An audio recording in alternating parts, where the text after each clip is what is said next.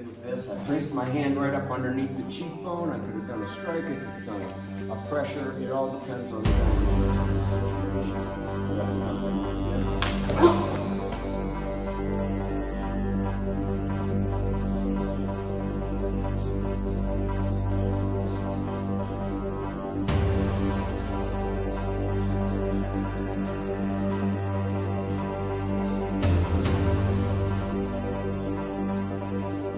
Hi, I'm Evan Pantazi. Welcome back to the channel. We're going to be working with some entries today. Now, a while back, a person was postulating that you couldn't use certain things on certain entries because they were impervious to defense.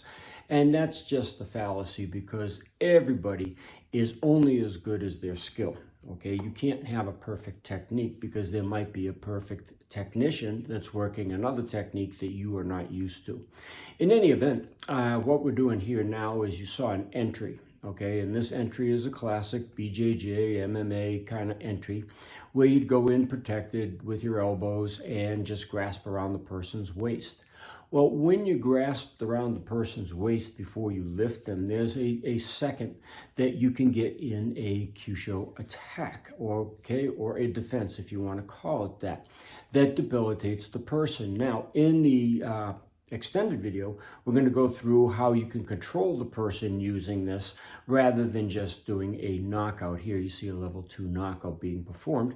So it's on the same entry, but you can control the person and you could take them down, you could make them pass out. It's up to you totally. It's also up to your skill level. We're not proposing that once you see this video, you're going to be able to do this in an MMA match. Of course, that's not the case. You have to practice these techniques incessantly, just like you practice the side arm bar, just like you practice the mount or the guard or whatever position you happen to be in for your Brazilian Jiu-Jitsu, your MMA match, etc. Again, it's not just the film or the teaching of a technique, it's the actual practice. We can only present the information. It's up to you to take that to the next level and make it a real skill. So again, sit back. We're going to take a look at the extended. We're going to take a look at a lesson in that entry, and then we're going to show you some techniques against that entry.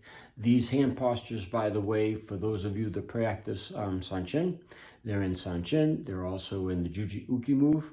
So no matter what style of karate you take, you can apply these as well or learn to apply them in your training. Comes in with this. I placed my hand right up underneath the cheekbone. I could have done a strike. I could have done a pressure. It all depends on the dynamics of the situation. So as he comes in once again.